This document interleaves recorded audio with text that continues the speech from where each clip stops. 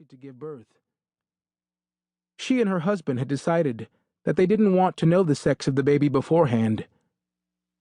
Mia's plans, however, did not include marriage or children for at least 5 or 6 years. She'd completed her internship, passed her medical boards, and was now focused on her residency. Belinda's gaze shifted from her sister Chandra to her cousin. "You stay here, Denise. After all, you're the bride and people shouldn't see you before the ceremony. I'll go get Uncle Hyman." Denise nodded. When she'd asked Chandra to be her matron of honor, she knew Chandra was pregnant. However, the baby wasn't expected until mid to late January. "Okay," she said. "I'll wait here." Mia and Denise sat on either side of Chandra, holding her hand. The resemblance between the 3 cousins was remarkable. They were undeniably Eaton women, having inherited their rich golden brown coloring and thick curly hair from their paternal grandmother, Libby Harris Eaton. Denise looked at Mia. "I can't believe you're serious about doing your residency in West Virginia instead of Texas." A smile parted her lips. "Believe it, cousin. Doctors are as scarce as hen's teeth in the area where I plan to practice." "Had you considered becoming a small-town doctor before you went to Matewan for my brother's wedding?" Denise's brother, Xavier Eaton, had married Selena Yates in Charleston, South Carolina, after a whirlwind romance. The two had repeated their vows in a West Virginia church overflowing with members of the Eaton and Yates families. After the ceremony, everyone retreated to a barn that had been transformed into an elegant setting with tiny white lights, bales of hay, and corn stalks for a festive Thanksgiving dinner reception. The food, music, and down-home atmosphere turned into a party that went on well into the early morning hours. "No," Mia said truthfully. "At Xavier's reception, I overheard someone at my table talk about having to drive more than 20 miles to the nearest hospital just to have some blood work done because the local doctor had moved away.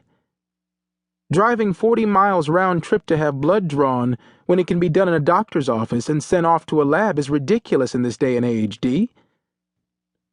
That's when I decided to stay an extra week and check out whether my medical training could best be utilized in rural West Virginia.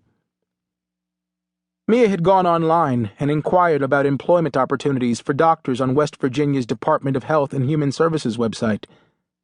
And before the end of the week, she had an interview. When she was told that the only doctor in the small town of Jonesburg was semi-retired, she decided to accept an offer to assist the elderly family physician. A hint of a smile tilted the corners of Denise's generous mouth. "So, my high-maintenance cousin is going to trade in her designer threads for flannel and work boots to become a small-town doctor. That's a small sacrifice when compared to offering people, many of whom are living at or below the poverty line, adequate medical care." Denise sobered. "You've changed, Mia." "In what way?" she asked. A beat passed and Chandra opened her eyes. "We used to call you Little Miss Tish." Mia blinked and then went completely still, holding her breath until she felt her chest tightly constrict. Her eyes narrowed as she was forced to breathe. "Are you saying I act like my mother did?" Letitia Sanders Eaton had never gotten along with her in-laws, and the feeling was mutual. There were many years when Mia didn't see her Philadelphia cousins because Tish Eaton thought they were too boorish for her taste. She hadn't agreed with her mother's assessment of the rest of the Eatons. So when she'd applied and was accepted at a number of colleges, Mia decided to attend the University of Pennsylvania so that she would be close to her relatives.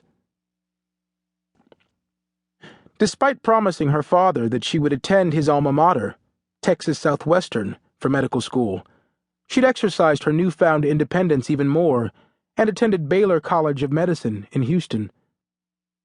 She gave the soon-to-be mother a sidelong glance.